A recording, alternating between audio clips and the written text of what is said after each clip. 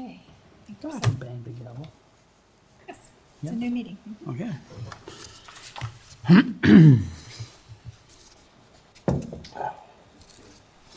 And did you say we're ready? Yes, we are ready. Okay. Okay, council, senior leadership team, we're back. We're now doing the committee of the whole agenda. Call to order and declaration of quorum. I see we have everyone back. We have a quorum. Adoption of agenda. Motion put forward by Councillor Trophy. Adoption of agenda, that the agenda for the March 23rd, 2020 regular meeting of committee be adopted. Any amendments, questions, comments on the agenda? Not seeing any. I call the vote. All those in favor? All those opposed? Motion carries. Thank you. Motion put forward by Councillor Wink, seconded by don't need a seconder, you're right. Site plan approval, Summerside's Muse, recommendation report 2020. Mr. Mayor, if you could call for pecuniary interest, please. Oh, I'm sorry, of course I missed step number 3. After reviewing the agenda, but then also before we do any other meeting, has any councillor a pecuniary interest and general nature thereof to declare? Not seeing any. I ask the clerk to please note that. And now we go to 4.11, site plan approval, Summerside's Muse, SP 0319, recommendation report. The committee received report number 2020-0036, planning pertaining to site plan control file SP-03-19, and recommend to council that the bylaw and site plan agreement for Part 5 on RP 59R-16105 be approved by council, and the mayor and clerk be authorized to sign the site plan agreement with the purchaser 2494557 Ontario Inc. Any questions, comments? Councillor Kaur. Yes. Could we defer this? Before we do that, I think we'd like to hear from the CAO, please.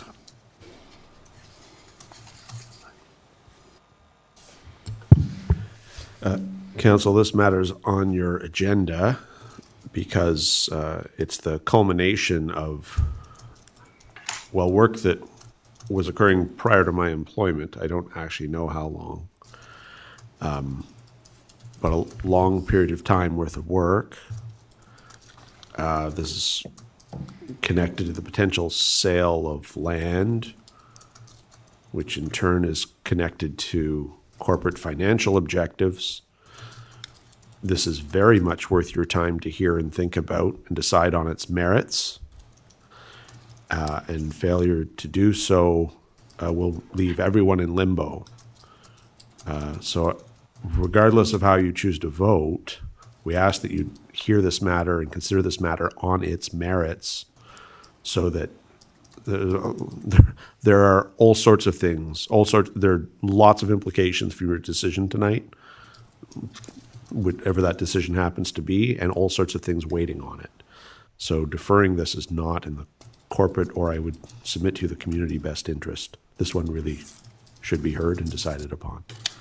If you want specifics as to how much time and effort and those sorts of things, Ms. Weens can provide them, but there is a reason why this is on your agenda tonight, even in the face of a pandemic.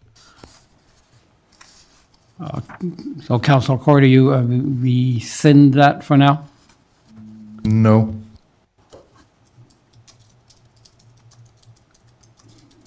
Do we need a second? No, we're in committee, Yes. So we have to vote on it. so you have to vote on the motion to defer it. I don't know. Through Mr. Mayor, I don't know when it's to be deferred to. Is it after, or I'm not sure if you want to hear from the Director of Planning or if any other members of council have a question. Well, I'd like to hear from the Director of Planning To the motion to defer. on this subject, please.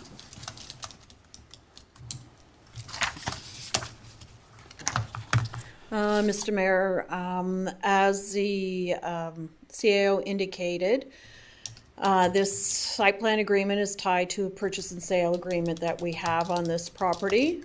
We cannot close on this property, the sale of this property, until there is a site plan approved.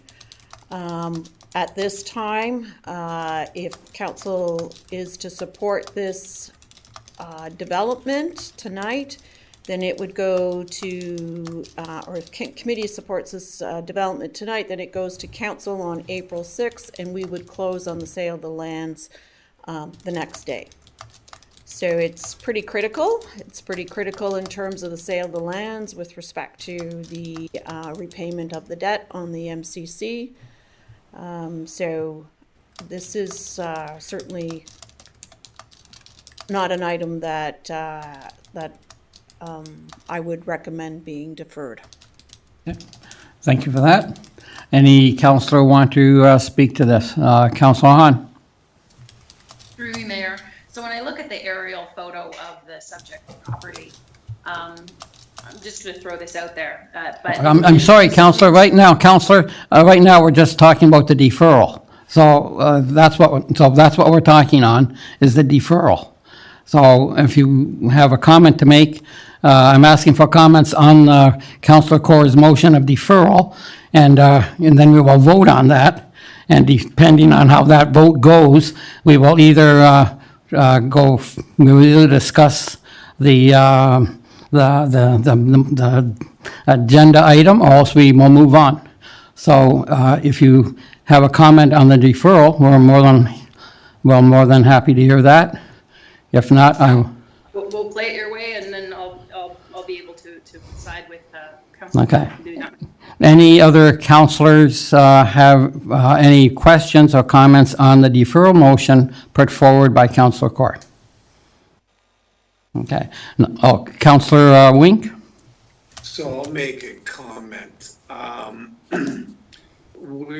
We've always been really concerned about the sale of land and getting money back into the coffers of the corporation. And by delaying this or deferring this further,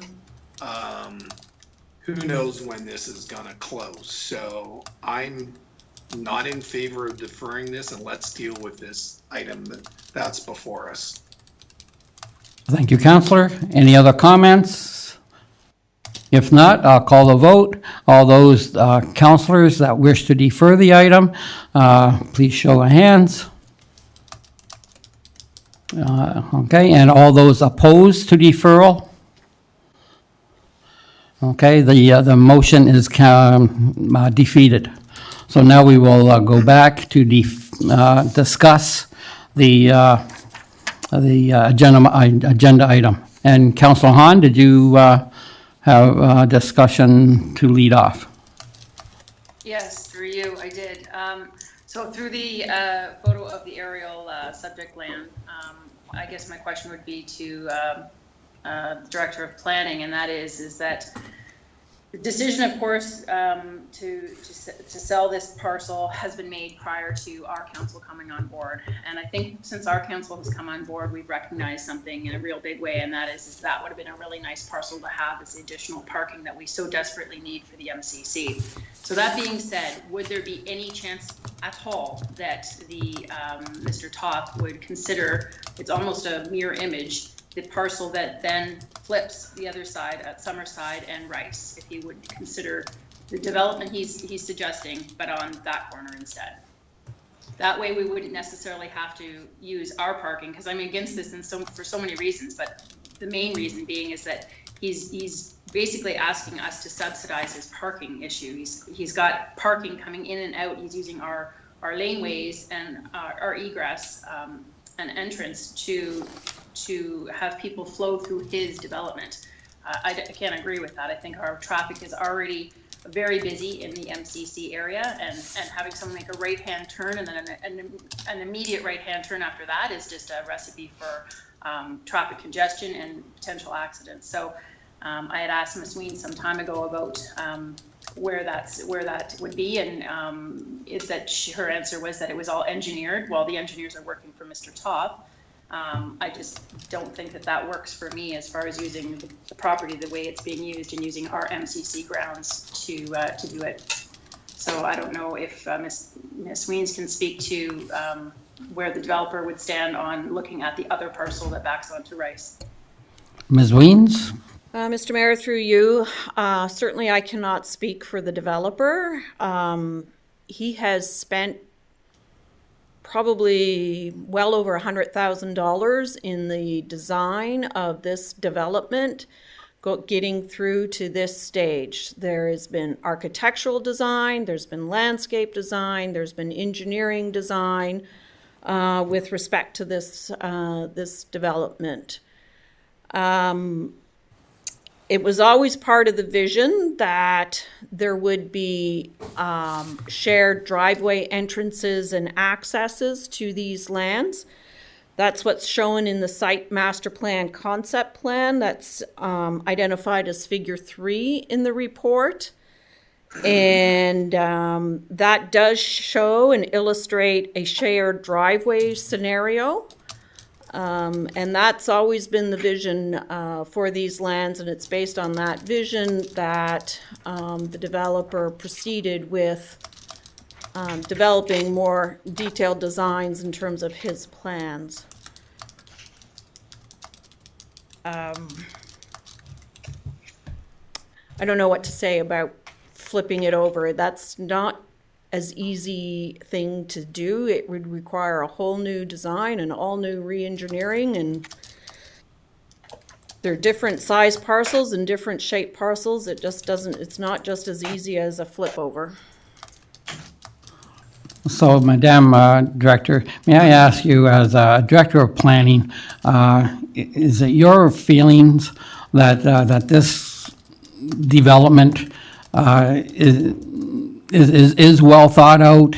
I mean, there's only so much room on that corner between you before the as far as making another roadway up. You've got the roundabout right there, and you can't have cars entering a roadway close to either entering or exit or a roundabout, I wouldn't think. But in the general overall plan, design of this plan, in your expertise and as a planner, is it a well thought out development for that area? Mr. Mayor, yes. Certainly, it's not only my opinion that it's a well thought out plan, but it's also the opinion of a lot of other people that have reviewed these plans. Our engineering staff have reviewed them as well in terms of looking at the entrances, the exits, the feasibility, the maneuverability on the site. Our fire services staff have reviewed it in terms of their ability to access and enter the site. The regional transportation people have also reviewed it. It's gone through several reviews by professionals, not just planners, but also transportation designers, architects, and landscape designers. So it is really a very well thought out plan. The uses are certainly what's recognized and permitted in the zoning bylaw, and it is in keeping with the vision and the overall intent of the site master plan for this area. Thank you for that. Councillor Hahn, did you have any further comments? No. Councillor Wink? So just to piggyback on Councillor Hahn's comments, did the town agree to a right-of-way in the purchase agreement, or is that just an assumption of the planning prior to? Mr. Mayor, through you, I do not believe that the purchase and sale agreement specified a right-of-way. So if we didn't specify the right-of-way in the purchase agreement, how did they come to the conclusion that a right-of-way would be right-of-way access would be provided? Mr. Mayor, through you, again, it's by following the vision in the site master plan that illustrated shared driveway accesses in this area. So they were building from that vision in terms of the development of their plan.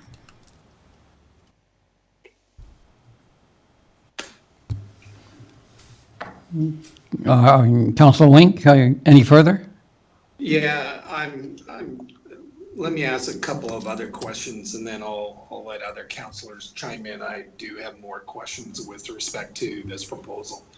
So the curbside parking that's proposed on Summerside and Wellsprings is all well and good for the summer months, but in the winter months, we all know that there's restricted parking on streets. How will owners be restricted from parking at the MCC, mostly in the winter time when the parking is limited as it is? How do we prevent the property owners from parking at the MCC? Mr. Mayor, through you, certainly the lay-by parking will be snow plowed and available for use, just like any other on-street parking is in the town.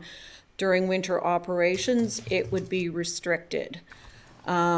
With respect to the owners, each unit has adequate parking for the owners of the unit. There are, overall, the site provides for 36 townhouses and 5 apartment units. There are over 61 parking spaces provided on the site. Other mechanisms that the town could employ is put signage up on the MCC parking lands to indicate that no residential parking is permitted. That's something that we could do if we find out that there's abuse of that. That would be something that we would look at in the future. So to further that, why would we allow a breezeway access into that parking lot? Wouldn't that be encouraging residents from parking in the MCC? Mr. Mayor, it's to encourage pedestrian access to the MCC. Across the road from this site will be an apartment building that has site plan approval. And so certainly they will have residents that will want to access the MCC. So we see the pedestrian connection important from pedestrian connectivity to get others into the MCC. Okay, thank you. I'll hold off the rest of my questions for later. Any other councillor at this time? Councillor Carr. Yes, through you, Mr. Mayor, to the director. The fencing on the north end, it said 4 to 6 feet. Is the developer going to allow gates on the back end, or is that going to be a solid fence? Mr. Mayor, that will be a solid fence through the rear. There will be an opening through the pedestrian walkway. That's the only opening that. Through you, Mr. Mayor, what do we do if the residents decide to put a gate on their fence? Mr. Mayor, through you, the site plan does not contemplate any gate. If somebody were to put in a gate, we have the enforcement capabilities of the site plan agreement. Failing that, they would have to comply with the site plan agreement.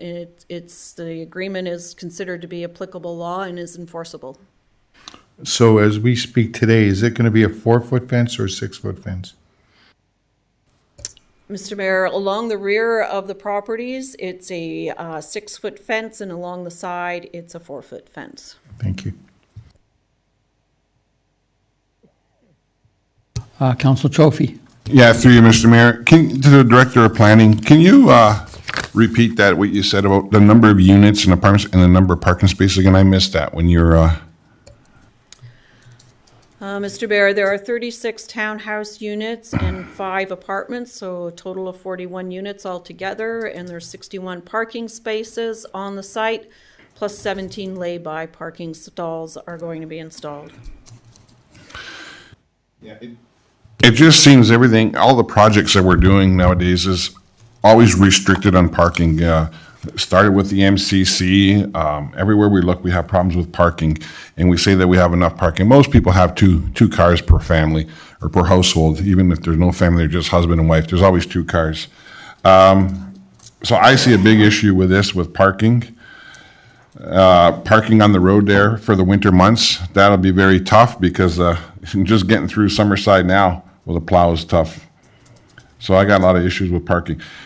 I know the original concept called for homes and dwellings over here in this area near the MCC, but we've always had issues with other entertainment complexes so close to residential with curfews and noise and everything else, and I know that there's nothing that we can do with that, but putting a residential dwellings backing up to a parking lot of the community centers, just not favorable for me. But and I know that's not. We're not here to discuss that. We're here to discuss the site plan. Thank you, Councillor. Councillor Hildebrand? Oh, okay. Then, I just want to make my comment is I agree with Councillor Hahn's comments with regards to this property. I realize it was sold by the last council and that was supposedly the plan. But this driveway access, I know that came up in a meeting at the Committee of Adjustment, and I don't think it's the proper access and egress onto our property, and it's going to create congestion. The walkway going through is going to be a walkway for residents to park their cars in our parking lot. So I'm not in agreement with this. My preference would be for us to go back to the Toth group and see whether they could flip the property onto the property that faces Rice Road. That is my preference. Mr. Mayor, if I may comment on that, just so committee is aware, even if this is to go over onto the other side, as Councillor Hahn suggested, there would still be the need to have a shared driveway access. The region will not allow any driveway accesses off of Rice Road, so there would still be the need for a shared driveway access. thank you. Councillor Stewart? Through you, Mr. Mayor, my issues as well are the parking. It says 36 townhouses and 5 apartments, but then 6 of the townhouses will be able to have an additional dwelling. So for those 6 townhouses, how much parking is allotted for each of those? Mr. Mayor, through you, so each of those townhouses that have a ability for a second dwelling unit have 1 space allocated for them. It's in the garage of the unit, and then above the garage is the dwelling unit. So they have dedicated parking for those spaces.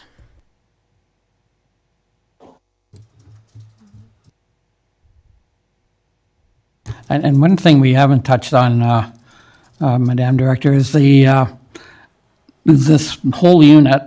It is completely sold out, I'm understood, and it's the one area in the town that we have got affordable housing. Is that correct?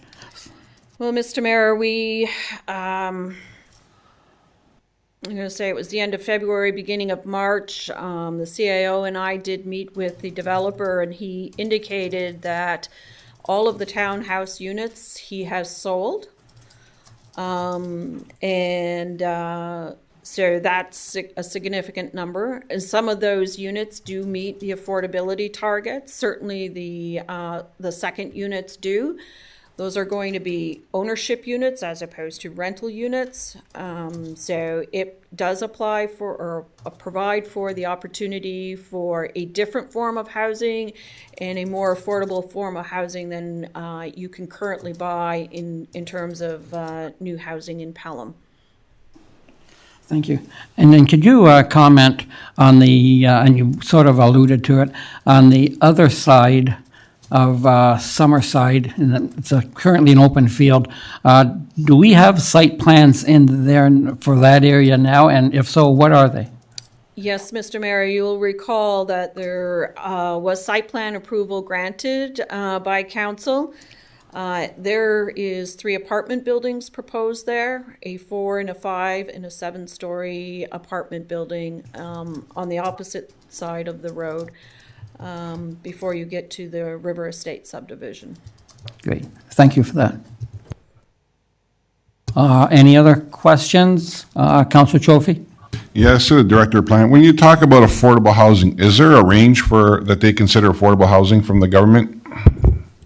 Yes, Mr. Mayor, the province does provide information with respect to affordable housing, and it's they look at things on a region by region basis, and it's based on the 60th percentile of the average income of the region, and then they do a calculation to determine what that dollar amount is and what the value is.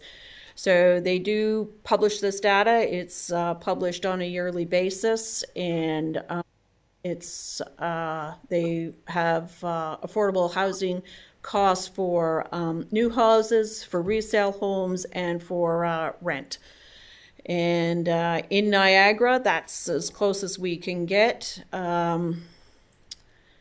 For a new home, I'm going to have to look this up. I believe it's somewhere around $310,000. I should look that up before I quote it, but that's what the rate is here in Niagara. And we know here in Pelham that new houses are going from far higher than that. So then when you say, let's say that rate is correct, $310,000, and some of those homes that are proposed here qualify for that affordable housing. So we're talking about those units above the garage for $310,000. Those are the ones correct. Thank you. Councillor Wink. So through you, Mr. Mayor, to the director, you made comment in your report about the Muse, and it's a little different than what we're used to here in Canada, more like things in the UK. But can you explain the ownership of the Muse? What makes it different? What's the square footage of these units, please? Mr. Mayor, through you, so they will all be condominium in terms of ownership. The rear laneway and the shared parking is the mutual or the common element in the condominium. Each unit will be individually owned. The square footage of those units, I will have to look that up and get back to you. I believe they're somewhere around 700 square feet, but I'd have to look that up. So they're smaller units then? Yes. Than the norm.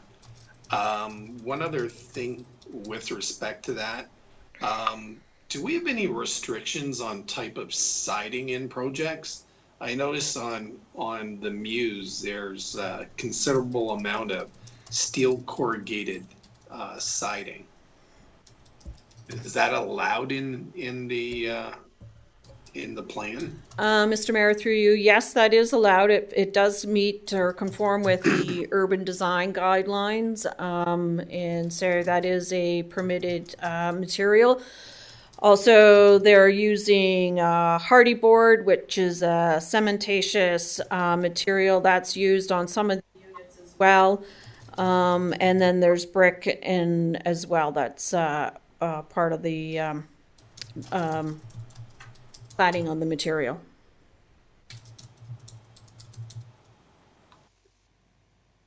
So far be it from me to say design and what's people will like and what they don't like, but yeah, that is a more. Sorry, Councillor Wink, please proceed.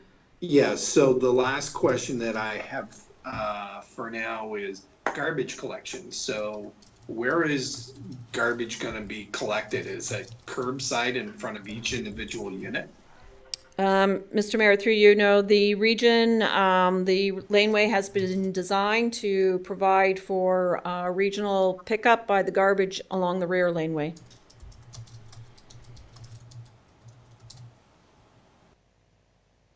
So would the garbage truck stop at a certain point or collect in front of each unit? Mr. Mayor, they would collect through each unit, in front of each unit. Okay, thank you. Any other questions, comments at this time? I guess one more question for you, Madame. This developer that is doing this this development, I believe I've heard at the regional level that he has another development going in Niagara Falls because he does this type of building, this kind of development. He does do. He does make sure that the affordable housing is always in his development plans. Is that correct? Mr. Mayor, yes, that is certainly part of his philosophy and his approach to development is to ensure that there are a percentage of the units meet the affordability target. He's a very conscientious developer, and you know, he has done some good projects in Niagara. Yes, I just remember that at the region level. Thank you. Councilor Corr? Yes, through you, Mr. Mayor, could you tell us what projects he's at? And how long has he been a developer, and would be able to see a development 20 years down the road? Mr. Mayor, I don't think he's been in the development industry for 20 years, but I can certainly get a list of the projects that he's been involved with and get that information back to council. Thank you. Councilor Stewart? Through you, Mr. Mayor, just a comment. The developer is acting in good faith by providing some somewhat affordable housing, but there is nothing in place to prevent somebody from buying it and flipping it at something that's more of the market value for Fonthill area.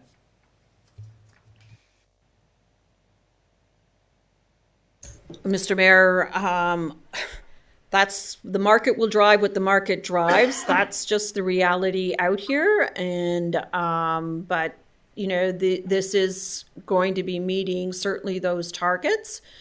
And this, you know, the units are going to only demand a certain price. They won't be able to go exceptionally high because of their size. They're smaller units, and so that will be a factor in terms of the price.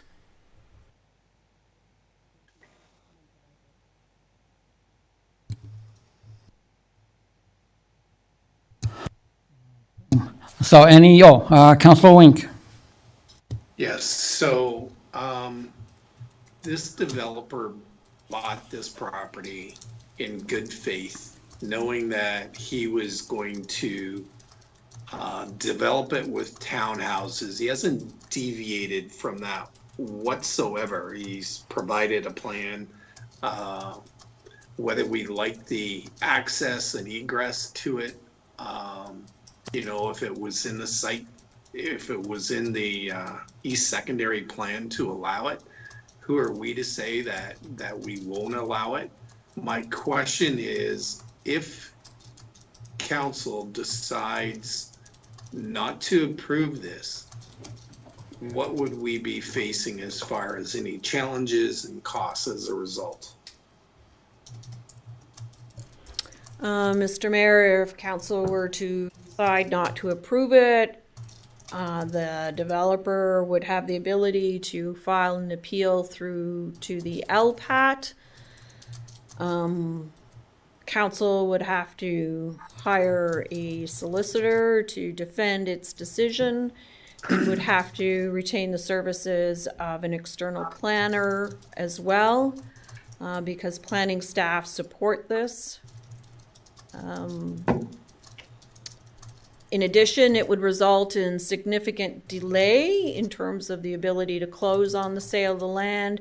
That would be lost revenue in terms of our funding strategy for the community center, and ultimately impact on the amount of money that we would have to debenture towards the end of this year or later this fall. Okay, thank you. Okay, Council Trophy? Yeah, through you, Mr. Mayor. If we don't approve this evening, he still has the opportunity to address some of our concerns with the additional parking. I am really concerned about that parking. I know that we don't think that's a big deal, but just a small little parking lot like what's in Fenwick right now beside the train station, I can come by there at not 10, 11, 12 o'clock at night, and there's 6, 7 cars there that are residents that live nearby that have a single car driveway, so they use everything. This MCC parking lot will be used. We understand that we want the sale of the land to go through. We understand all that. But if they can just make some adjustments to provide more parking, he might have to get rid of a few units and see what can be done. I don't think that we should be held hostage saying, this is it, or we're going to have to hire a lawyer, it's going to go to LPAT, and everything's going to happen. We also have to look on behalf of the residents of Pelham and what's best for this town moving forward in 20 years from now. Mr. CAO? So Councillor Trophy is very correct. We don't mean to, you should not be held hostage to other visions of planning and how this community should unfold. May I suggest to council, though, that when you're thinking about the parking issue, I appreciate that it's imperfect. It's not a lot of land to start with. But may I submit to you that in this instance, the developer has sold 100%. Okay, that's 40-odd families that want to move to Pelham, and those people have purchased knowing that they're getting a spot and may or may not be able to get a second. And that was entirely acceptable unto them. So normally when you're at this point right here, right now, looking at future developments, you're talking about building 200 townhouses, 300 homes, whatever that is. You're making the decision when you talk about parking based on you're guessing what the average human being wants to do and what's acceptable unto them. And lots of families have 2 cars, et cetera, et cetera. So in the norm, that's a very good analysis. But in this case, people have already said that's fine with me. They've already put their money where their mouth is. And so it's reasonable to assume that plenty of the families that have made this purchase, in fact, do only operate 1 car. And it's fine by them. That's part of what's gone into staff being able to endorse this. Because in an open market, purchasers are fine with that in this instance. So it's not an abstract, it's a specific, and people have already voted with their wallets. Thank you, Mr. CEO. Yes, Councillor John Trophy? Yeah, through you, Mayor Junkin. I understand where the CEO is coming from, but we were also told that there was more than enough parking, or actually the parking at the MCC met the minimum requirements, and look at the issues we're having there. We also know that these people are under the impression that there's only going to be 1 spot and that's fine. They're looking behind. There's a great parking lot here. We shouldn't have no issues. I'm just trying to be realistic. It's not that I'm a professional in parking, but I understand all the other issues that we're having with parking throughout the municipality when it comes to new development, and it's just not good. Corey? Through you, Mr. Mayor. So if it's 100% sold, so I just want to know what the values were, the ones on Summerside, the back room, and then the low-income ones on the back end. Do we have a value on those?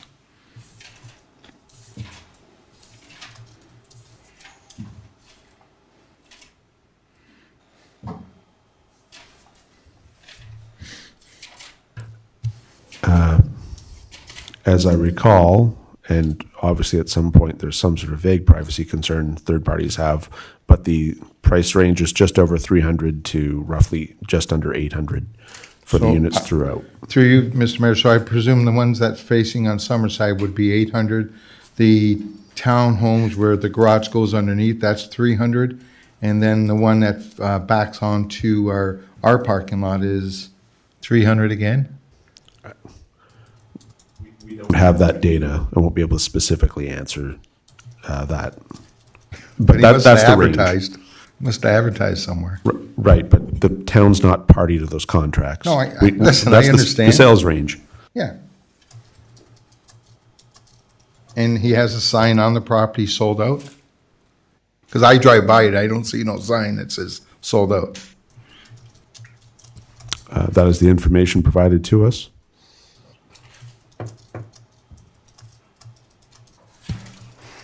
He must have, just,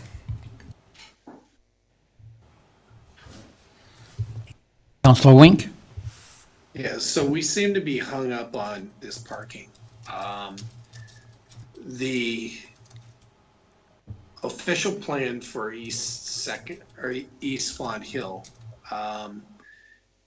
what is the desired or required parking for townhouse units? Because you're telling me we're roughly 2 parking spots per unit. Is that correct, or am I wrong? So, Mr. Mayor, through you, the zoning bylaw says parking is supposed to be in the range of 1 to 1.25 spaces per unit.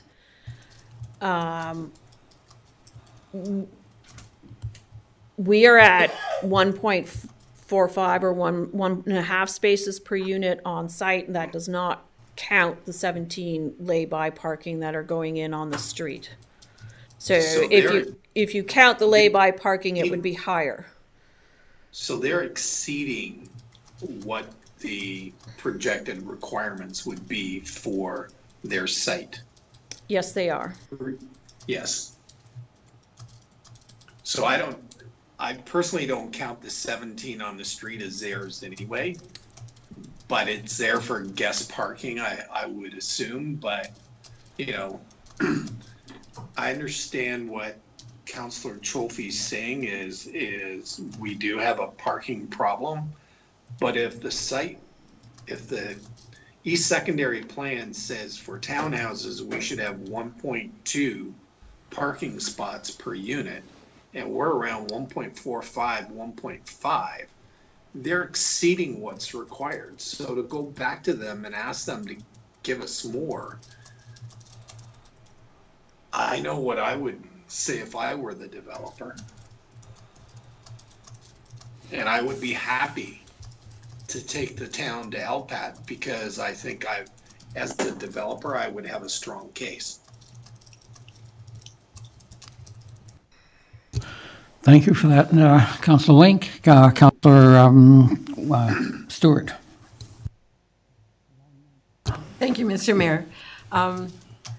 I think the issue that we're all having an issue with is the phrase minimum municipal standard. And I know that this development is what it is, but I would like to know who actually sets the minimum municipal standard. Is it the municipality? Is it the region? Is it the province?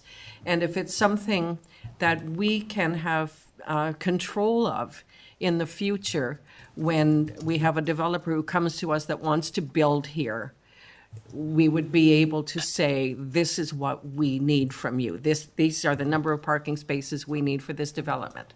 Is that something that can be dealt with down the road? So, Mr. Mayor, through you, so most of these standards are set by the town. Our zoning bylaw specifies the number of parking. And in this case, it says the minimum is 1, the maximum is 1.25. So they're exceeding the maximum. Our engineering standards give us all the standards with respect to roadway right-of-way width, turning radiuses to ensure that we can get maneuverability. The region also has standards for that because they want to ensure that their garbage trucks can make the movements in and out of the site safely. So those are, and then there are also provincial standards as well that we have to meet. So there's a whole series of standards and requirements that are municipal, regional, and provincial. But we look to our zoning bylaw with respect to parking. And then there are other engineering design standards that speak to other matters. And the zoning bylaw also sets standards with respect to setbacks and height and land use as well. Thank you. But further to that, because the town does set the amount of parking, the council could potentially change the zoning bylaw to amend it so that we would require more parking.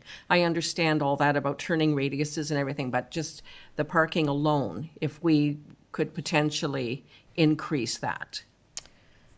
Yes, that is certainly something that's under council's authority and jurisdiction. The parking requirements in our zoning bylaw of 1 space per unit has been in our zoning bylaw since 1987, and that's its era. Thank you very much. Okay, Councillor Corey? Yes. How many minor variances are on this site? Mr. Mayor, they did need to get a variance with respect to, I think it was one of the side yard setbacks. So that's one. Could you just There give were only 2 variances. 2 variances? Yeah. They weren't significant. Councillor Trophy, did I see your hand? Yeah, just a question back to the Director of Planning. You said that the parking standards was in the zoning bylaw since 1987, and it's been 1.2. With your experience with other municipalities and where you worked and planning in that, is that the average 1.2, or is it normally higher with other municipalities? So, Mr. Mayor, our zoning bylaw right now for a single detached dwelling is 1 space per unit, and that's been in our bylaw since 1987. The bylaw for East Fonthill was adopted in 2014, and it says 1 to 1.25. So it actually bumped it up a little bit. And it set 1.25 as the maximum. That's pretty typical. And I've seen, yeah, that's pretty typical. Thank you. Any other questions, comments from any councillors? Councillor Corr? Yes, could we go back and ask the developer if he could sharpen his pencil on the parking issue? Mr. Mayor, through you, that's going to require a redesign of the site and will result in fewer units and more asphalt. Yeah, I don't know what to say to that. I mean, I can always go back to the applicant, but I don't know that that is something he's prepared to do. Those have not been conversations that we've had. Thank you.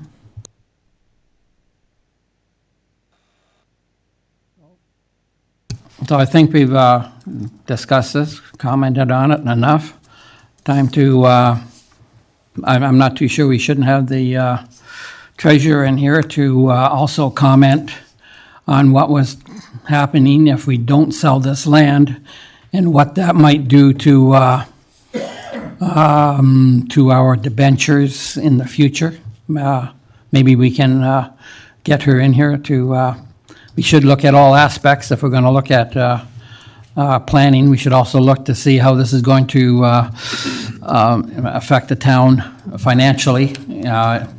If this does go to LPAP, then we're looking probably 2 or 3 years before we get this money. Would you agree with that? Mr. Mayor, right now, the LPAT is certainly booking into next year, depending on the length of the hearings. If they're very long hearings, then they're booking 2 years out. Are they running with the government shutdown, or do you know? They have canceled hearings as a result of the coronavirus. Yes. Yes, because we were affected. Yes. Okay, thank you. Councillor Trophy? Yeah, through you, Mr. Mayor. This isn't about wanting to go to LPAT or anything like this. This is about communication with the developer, and so that he hears our concerns. He has not heard our concerns about parking. This is the first time that we're seeing this site plan. So the threat of saying, oh, we're going to go to LPAT or what it's going to do financially for the town, if we can just have some communication with the developer and see if he can address some of our concerns about parking. Madam Treasurer, could you give us a financial on this development, if it doesn't go through, or what you see happening? So through you, Mr. Mayor, currently the sale of land, as the director mentioned earlier, is part of the financial plan to pay for the Meridian Community Center.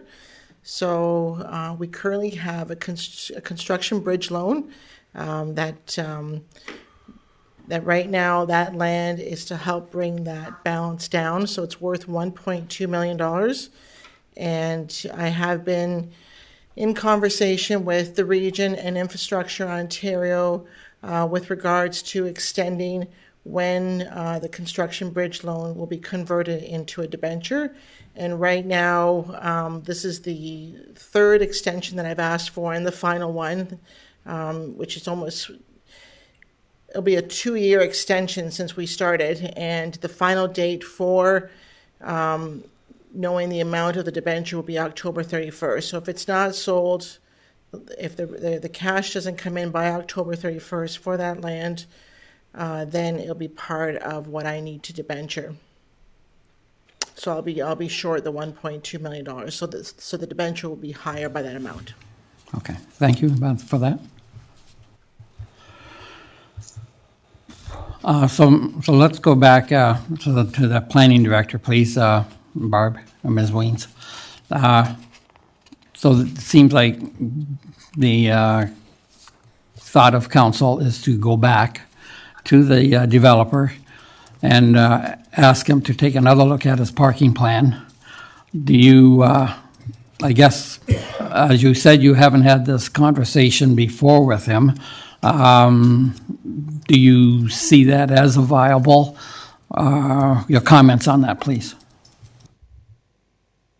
Certainly, Mr. Mayor, we would be happy to have that conversation and that discussion with him, and then report back to council when we next meet.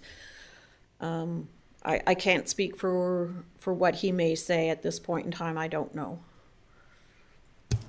Okay, thank you. Councilor Trophy. Yeah, through Mr. Mayor, I think that would be fair. So that way we don't kill this plan, but at least in another month from now, we come back here April 6th and we at least had the discussion. And then we also have to look, because parking is a huge thing in this municipality, and especially in this area. We all know that. We just passed a few weeks ago to look at parking throughout all of Pelham, including Ridgeville, Fenwick, and East Fun Hill. So I think by putting this off another month and having a discussion, it shouldn't cause no harm. So, Madam Clerk, I will look to you for guidance on this. So we would be back to a motion to refer this back to staff. I would suggest that it won't be back to council for the April 6th meeting, because those reports are due tomorrow. Okay. Even though we do have an abbreviated deadline during this COVID crisis, I'm not certain that Ms. Weens would be able to get that back to you for the April 6th meeting. So you are looking for a motion to refer this back to staff to further investigate parking. Okay. That would put that motion. Councillor Trophy? Okay. Put the motion forward. And do we vote on that? Yes. Any comment on that motion? Not seeing any. Well, I'll ask for the vote. All those in favor of Councillor Trophy's motion? Okay, and all those opposed? Okay, motion carries. So what do I do? Referred. Okay, excellent. And sign. Thank you.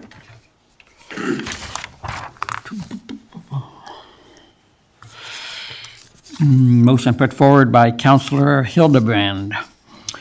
That committee receive report number 2020-0041 and recommend to council that staff include the preparation of a comprehensive parking study strategy in the 2021 budget and that staff prepare the necessary bylaw to establish a parking reserve fund prior to the 2021 budget, and that staff prepare a report on cash in lieu of parking policy and appropriate fee structure.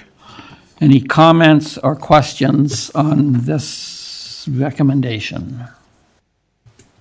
Councillor Stewart. Thank you, Mr. Mayor.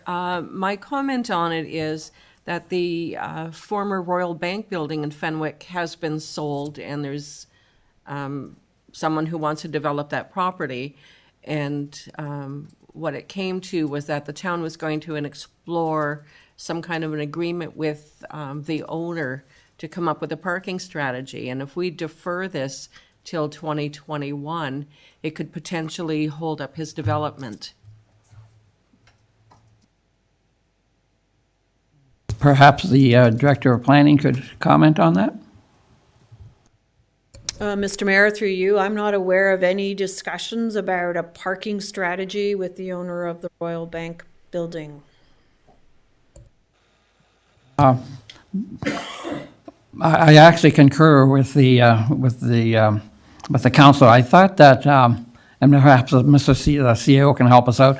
I thought we were going to study. At first, we were going to study the Fenwick problem, and then we branched it out. Is that what this is about then? This report puts multiple propositions before you.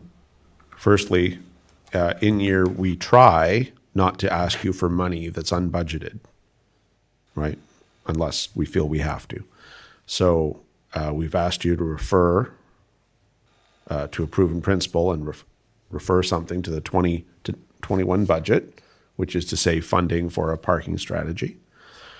There's some language in there that also, if you're particularly interested in staff doing specific work vis-a-vis Fenwick, if that's the portion we're reacting to, there's some language in there about how you could give us some direction, how you can bring a motion to go and close and give us some specific direction for specific outcomes. This report also identifies monetary shortcomings in our current operations, and that we don't have a parking reserve, we don't have a mechanism to fund a parking reserve, and it has some commentary in there about that item too, and how we would get there, and how we, and the nature of a bylaw we would endorse us ultimately you passing, so that we could have a mechanism whereby we could collect funds to finance future parking lots, which is a municipal norm that the town of Pelham does not engage in. So there's a multifaceted approach here. If you're after us, if the goal of council is to have us specifically engage for specifically identifiable lands in the area we refer to as Fenwick, then you should take the report's advice, go enclosed, and give us some specific directions. That is the way to accomplish that piece. We're not suggesting specifically to wait till next year on that. That's not how that report was meant to read. But for the money for the overarching approach, we think that should be put in next year's budget and then done next year. The Fenwick specifically, if you want a specific outcome, let's go enclosed for that. And generally, we have some language on how we should proceed vis-a-vis bylaw amendments and future development. So we can take payments in lieu for parking. Okay, thank you. Councillor Stewart, does that answer your questions?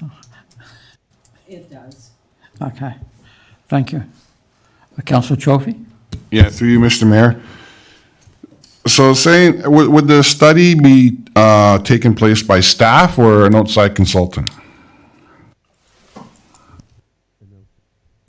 An outside consultant, sir. So the $50,000 to $60,000 range, that is fairly accurate, or? It is the amount we think we need. Thank you. Any other questions, comments? Councillor Hildebrand? Yeah, I have a comment with regards to cash and lieu parking. I know the report states that the town has a policy where a new use where it cannot accommodate the town's parking requirements, the town may accept cash in lieu, whereas demonstrated that parking can be accommodated in alternate locations. I think we've all found out that everywhere we go in the town, we don't have enough parking spots. So I'm not sure how we can ever use this cash in lieu parking successfully, because every development we have, there's no parking spots, and it always comes down to parking. There's never enough parking. That's just a general comment.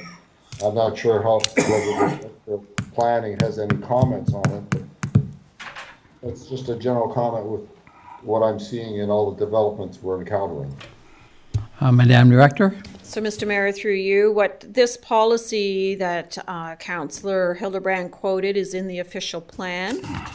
And so what it would contemplate is that if council were to identify land that it wanted to develop for parking, then you would apply cash in lieu for that. So that would mean whether you acquire land or you redevelop other land that you own for parking. So that's what this policy was contemplating. At the moment, council has not identified any lands that they would like us to develop for parking, save and except the parcel land beside the community center, close to Rice Road there. That's the only lands that council has turned its mind to in terms of needing for parking. Thank you. Mr. CAO, you've been in other municipalities that have had this. Perhaps you want to comment? Well, I do. In fact, I was quite surprised to learn we weren't doing this, and I've only had that knowledge in my head for about 6 weeks now. It was a rude surprise. Look, if this was something we were already doing, we'd have money to build parking in shops at Ridgeville, right? Like, we know right where that would go. $40,000 would get that done. That could be the payment off a single development, quite frankly. If we had that money, we understand a couple of locations we could take a look at in Fenwick already. It is not it's not a cure-all. It doesn't fix every problem, but it is absolutely where developments come in on the short side. But generally speaking, you want to approve them. I don't know what those are. We're talking about future developments. But when they're right on the line, or they're very good except they're short 2 parking spots, we're talking about $15,000 or $20,000 per parking spot. It's going to be like that magnitude, by the way. Those would be significant payments to the municipality that will very easily fund the purchase of other lands for the purpose of parking. We don't have to already own the land. The point is it creates a resource whereby in the future we can go out and acquire lands for the specific purpose of parking. Will that solve everything? No, it is part of an overall parking strategy. We know this ahead of time without needing a consultant for that piece. It is a tool that's available to municipalities that we aren't making the most of, and in a community that is short of parking. And yes, when we look at the zoning bylaw, thankfully that's part of our strategic plan. That is, you've approved the policy planner. We will get moving on that. And you very clearly have at least one area you want to zone in on when you start getting some input onto that document. that's another piece. But it's only, we need multiple pieces. This is a positive one that costs the municipality no dollars, I might add. $0 for a potential fix. Okay. Any other questions, comments? Okay, not seeing any, I will call the vote. I've already read it, so all those in favor? And all those opposed? Okay, motion's defeated.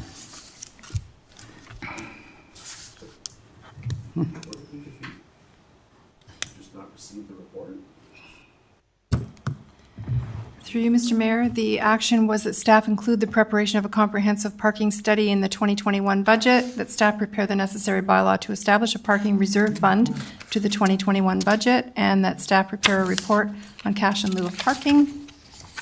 Was the But the report was gonna cost $50,000 to $60,000, correct? You just voted to instruct us to do nothing and reject every single part of that report.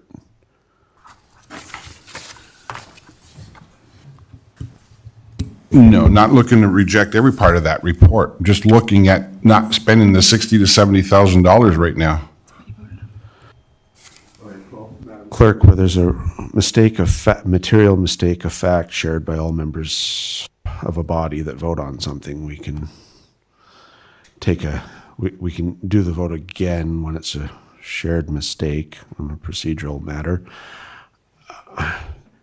I would note that when we're asking you, just for clarity, we're asking you to refer, we're telling you how much it's going to cost to come up with a parking strategy.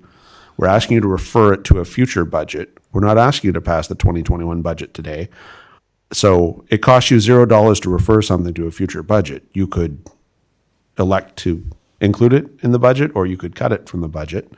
But if you don't refer it, you don't even consider it the next year, and then there's no hope of ever coming up with a community-wide strategy. So I certainly respect we will only spend money that council approves, but the best choice might be to refer it and then compare it to other priorities and let the cards fall where they may when you approve next year's budget. That explanation is clear, but it says in staff prepare the necessary bylaw to establish a parking reserve fund prior to 2021 budget, and that that staff moves ahead with the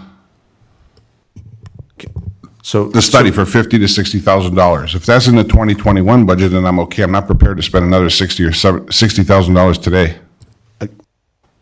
No one's suggesting that. We know that for $0 you can pass a bylaw, and the bylaw would create this payments for parking for future developments, and we have the capacity to do that on staff. We're asking to refer, because we don't want to ask you for money. We're specifically not asking for money now. We only do that as a last resort when it's unbudgeted. We're asking to refer the bigger piece down the road. We have an interim fix that can help with any future development application after you pass this as a council hopefully in 2 weeks, or I guess it takes a little longer than that, but at some point in time in the future. And if you have any specific desires for an exact outcome in Fenwick, you need to bring a motion to go in closed. So 3 pieces to that. Thanks, I'm clear on my part now. So, Madam Clerk, how do we put this back if we want to do a revote? You're the lady with all the magic. I think I'm the only one who voted no. No. The motion was actually defeated by the vote, the entire motion. Okay. So under normal circumstances, this would come back to council and it would need to be lifted and revoted in 2 weeks. However, the CAO has offered a solution to, I believe he's suggesting to take another vote as council misunderstood the intent of the motion. We get a mulligan if there's complete mistake of fact. We were unclear in how we wrote the report. It wasn't council's failing, it was ours. But because of how it was worded, it wasn't clear what you were voting on. Now that it is, we can just pretend the last vote didn't happen because of the drafting error, and now council can once again consider that. Thank you. I'm clear, but I can't answer for the rest of the councillors then. Yes, so I am going to ask, is any, Councillor Hildebrand, I see you have your hand up. Go ahead. Can you clarify exactly what we're voting on now? Because now I'm totally confused. Okay, fair enough. So, Mr. CEO, as long as I read this, we should know what we're going. Okay, so Councillor, I'll reread this, and then if you have any questions, perhaps you can ask the CAO. So that committee receive report number 2020-0041 and recommend to council that staff include the preparation of a comprehensive parking study strategy in the 2021 budget, excuse me, and that staff prepare the necessary bylaw to establish a parking reserve fund prior to the 2021 budget, and that staff prepare a report on cash in lieu of parking policy and appropriate fee structure. Any questions on those, Councillor Hildebrand? Yes. Am I to understand that there's no money being spent other than the staff time to do this work? Correct. Correct. Okay, thank you. Okay, any other questions? Okay, I'll not seeing any, I will call the vote. All those in favor of this recommendation, show of hands. Thank you. Any opposed? Okay, motion carries.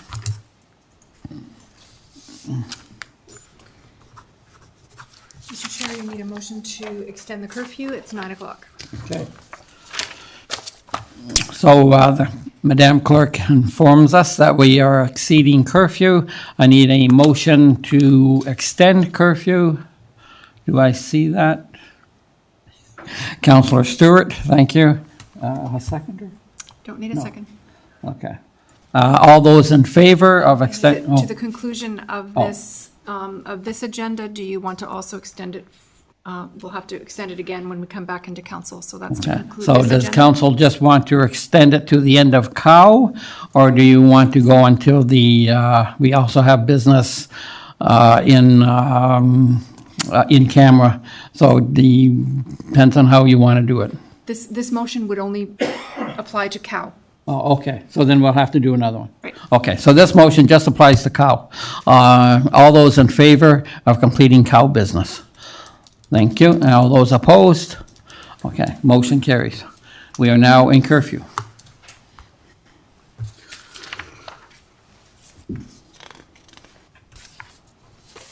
Thank you. Motion put forward by Councillor Hahn that administrative monetary penalty bylaw, non-parking, 0022 Fire Department, that committee received report number 2020-0022 and recommend to council that the administrative monetary penalty bylaw be approved and staff be directed to prepare the necessary bylaw for council consideration on March 23rd, 2020. Any questions, comments on this? Okay, not seeing any. I will ask for the vote. All those in favor? All those opposed? Motion carries. Thank you.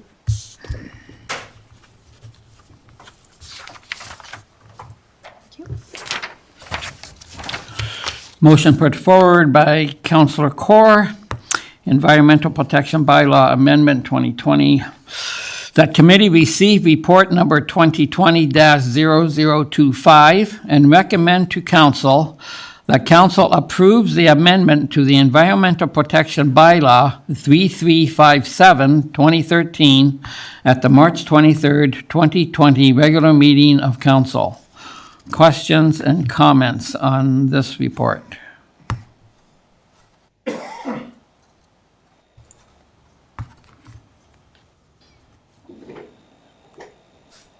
Not seeing any. I'll ask for the vote. All those in favor? All those opposed? Motion carries.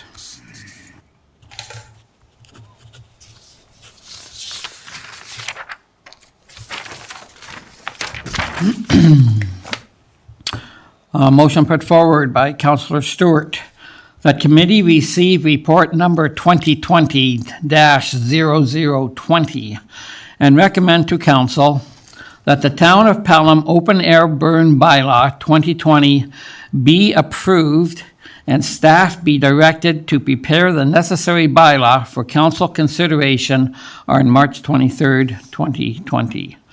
Comments and questions on this bylaw? If I could, Chief, could you do a brief comparison between this one tonight and what the previous one was? I understood it's only one or two very minor changes.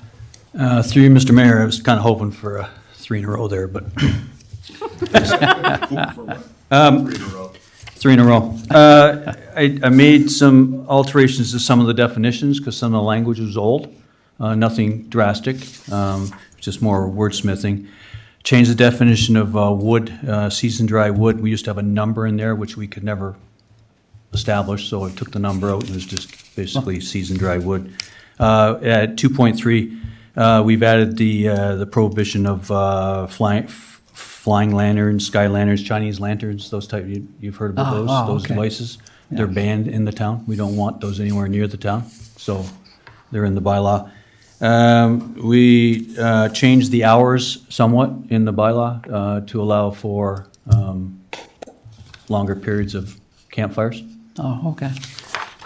The 2.6 and under barbecues, we rewrote that section mainly to allow small barbecues on balconies, and it prohibits the use of any device other than the small ones that use the 1 pound cans.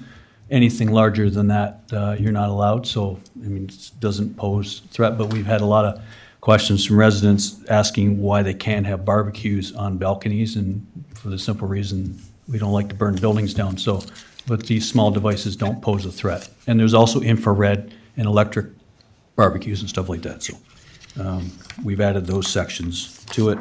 And failure to extinguish and emergency responses are all under our fee charges, and we will be adding this to our AMP bylaw also. So we have a little more teeth in there to find people. Okay, thank you. Appreciate that. Any other questions on the bylaw for the chief? Councilor Court? Yes, through you to the chief. So we have these bylaws. Do we have people that work the weekends, and usually fires happen on Saturday night or Sunday night? Do we have people that works, Saturday night to enforce these bylaws? So this burn bylaw is enforced basically 24/7, 7 days a week by our fire crews and our fire officers. So most of the stuff is driven by dispatch. So if you're burning a couch in your backyard, it's usually a fire response, and this applies, and then I would fine you. So that type of thing. We do have bylaw working through evenings and nights and on the weekends, yes, but most of this bylaw is enforced by fire crews themselves. Okay. So if I'm burning a fire in the back of my yard, and then the neighbor says, I don't think Mr. Core has the permit to burn a wood fire in the backyard, he calls you people, and then you guys come down and enforce the bylaw? That's correct. I'd fine you. Thank you. Any other questions? Not seeing any. I'll call the vote. All those in favor? All those opposed? Motion carries.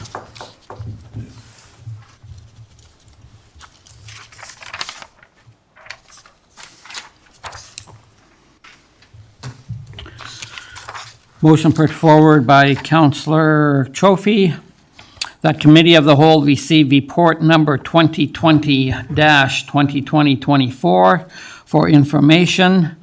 That committee recommend the council approve the award of an engineering assignment to complete a municipal class environmental assessment study to determine the preferred alternative with respect to rehabilitation options and complete the detailed design and preparation of tender documents to CIMA Plus in the amount of $129,878 plus HST. Comments on this? Councillor Hildebrand. Yeah, these are my comments.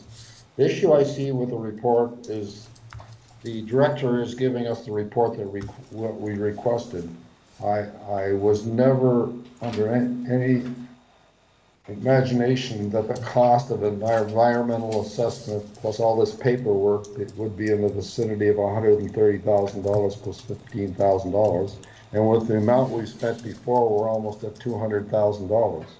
The other thing that concerned me is that the lack of competitive bidding, or a number of people that wanted to bid on the project. It seems odd that a project like this would only draw one competitive bid, and that's the person we're using. The other thing I'd like to comment on, this is just a general comment, I was at a meeting on November the 21st where the landowners met at Lookout Point, all the ones surrounding the stream that we're talking about. There were 100 residents. Ian Smith was a fluvial expert and Harry Renders was a restoration expert. And the residents were basically complaining about Hydro One, where Hydro One was allowed to take their equipment, literally with all their stuff, with no permits, and just go right through the creek and right through the land. And they have no requirements to get any of the permits or do any of the work that these landowners have to do. It just didn't seem right. And the NPCA and all the other agents that were there just said they were allowed to do it because they were a crown corporation. It just seems wrong that big crown corporations can just come and do whatever they want. But I guess the general comment I have is that I think because the project now is almost in jeopardy for 2021, we need to go back out to market and see whether we can come up with an RFQ with a better way of doing this project. We're talking about over $500,000 on a project. And I think we have to go out to market and see what can be done. Thank you for that. And perhaps before we have any other discussion at council, perhaps we should have the director, you can come and shed some light on the difficulties that this project has encountered.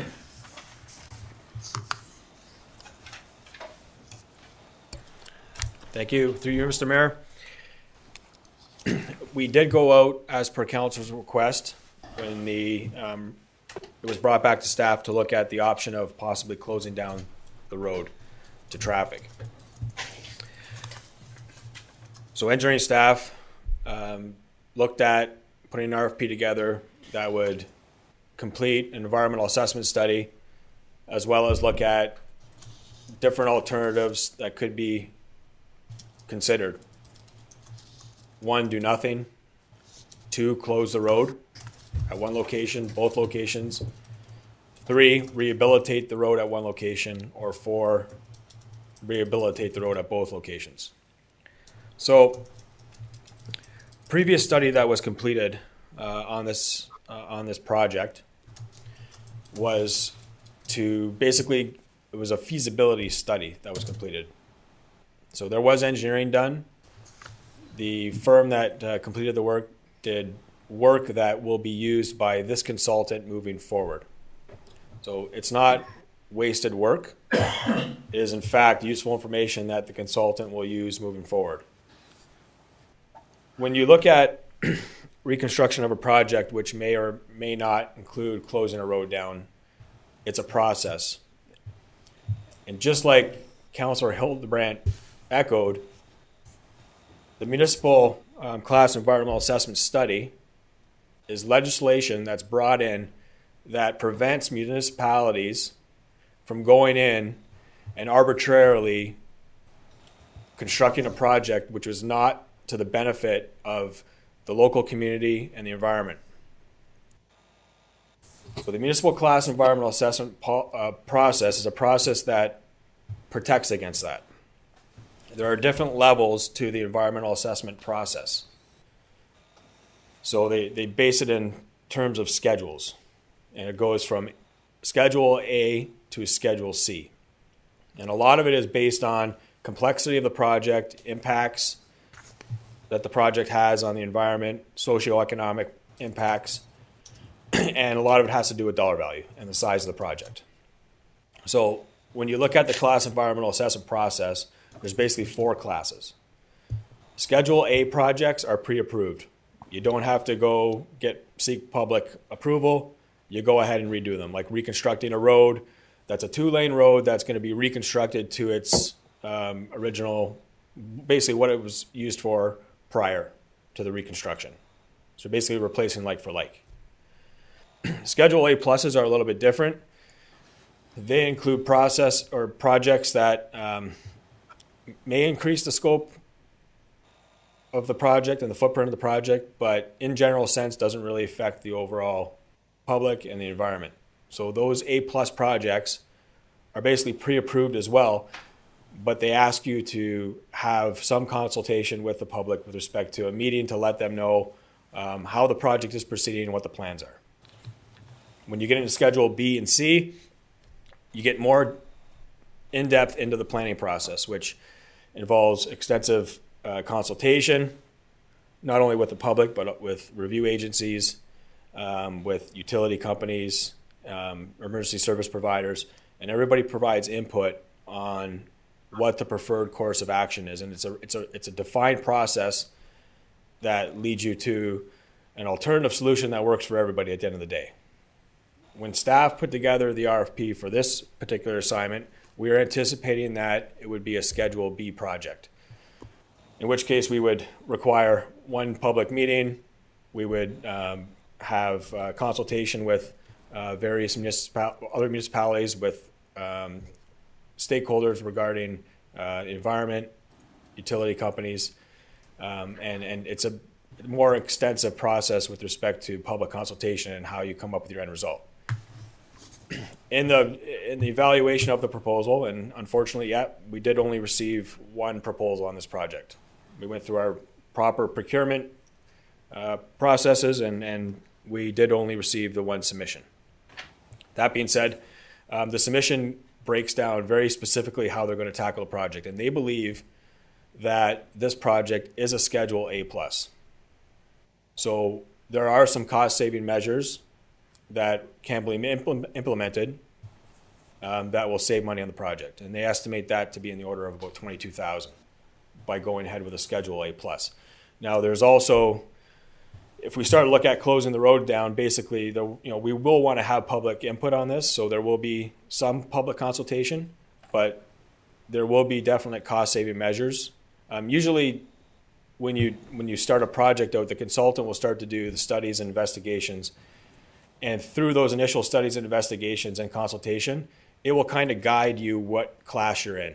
So again, as it stands right now, we've scoped the work as a Schedule Class B. That could change to a A+, which would give us some cost savings. But until we actually get started in the process, we won't know that until we make the initial consultations and take the initial steps in the project.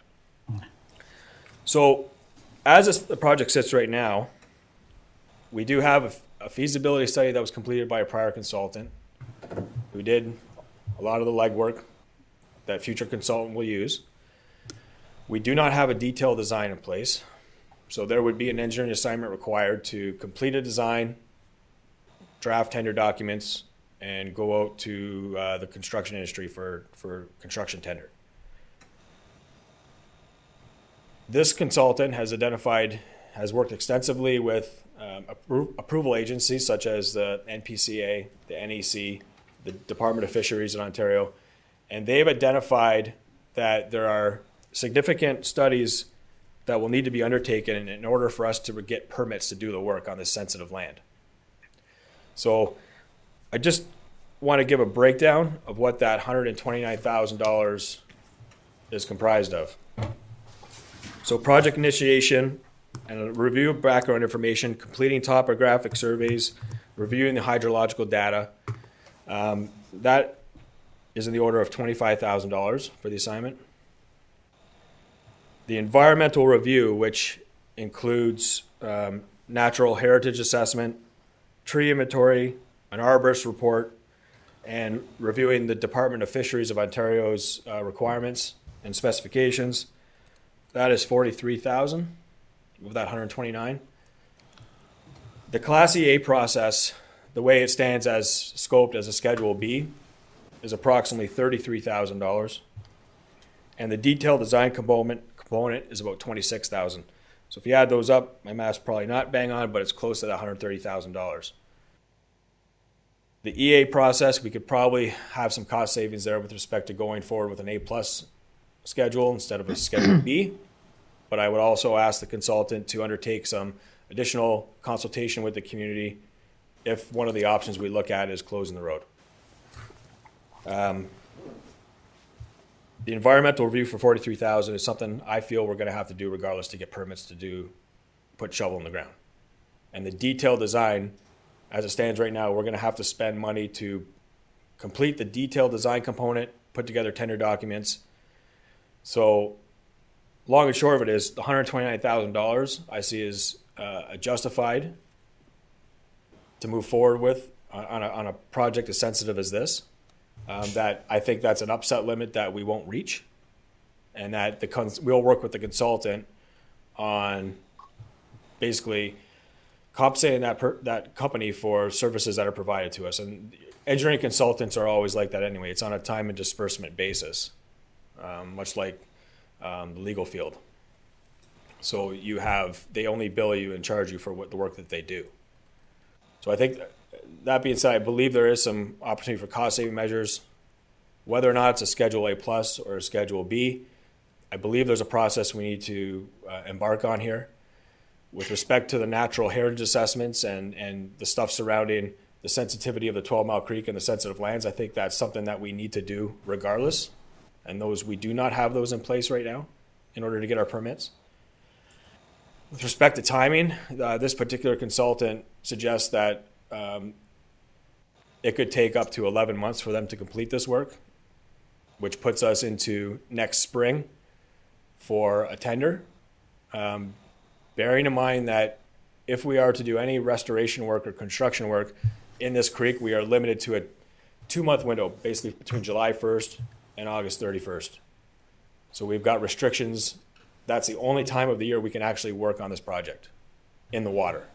And that's regulated by Ministry of Environment and Department of Fisheries, and supported by the Niagara Escarpment Commission and the NPCA. And that'll be definitely the tight window for us to meet in 2020.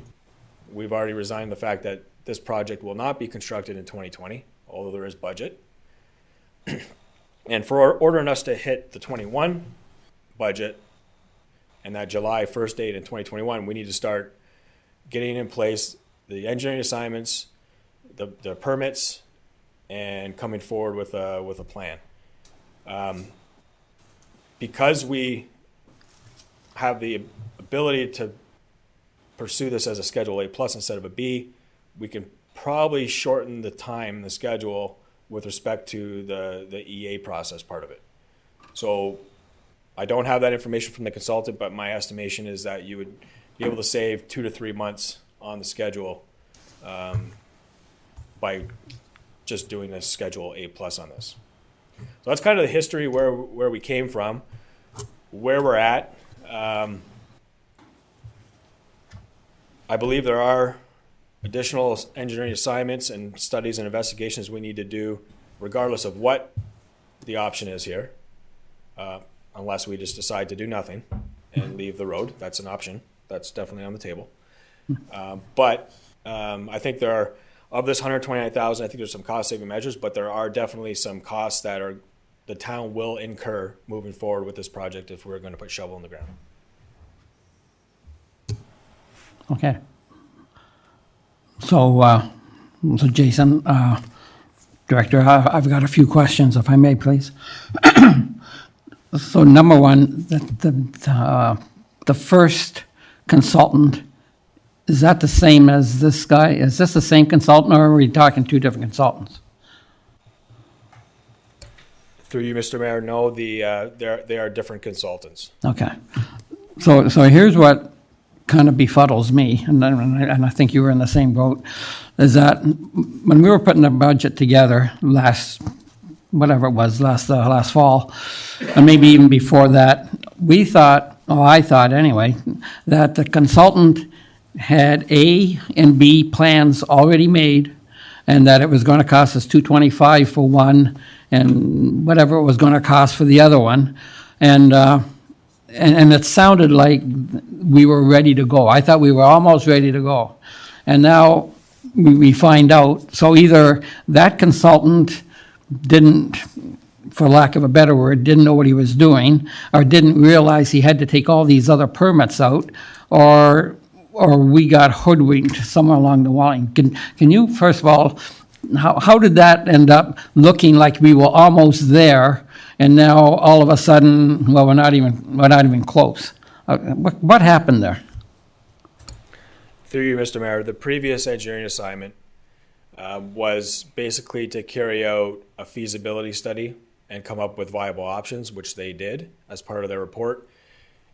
In the report that we brought forward with the budget, we were looking at spending $50,000 on a design assignment, which would include taking their feasibility study, what their concept was, retaining that firm again to go ahead and complete a detailed design assignment. At that point in time, I don't believe it was contemplated that we would have to go through this many studies and investigations to support permits for the various approval agencies. Okay, fair enough. Thank you. I'll stop there, and I'll open up to any other councillors that have questions. Okay. Well, okay. Bob's already gone once, so go ahead. No, go ahead, Mike. You're up first. Yeah, through you, Mr. Mayor, you kind of asked the question that I had, because we're looking here at July 15th, 2019, that it was estimated at $500,000 to have this correct sulfur spring opened again.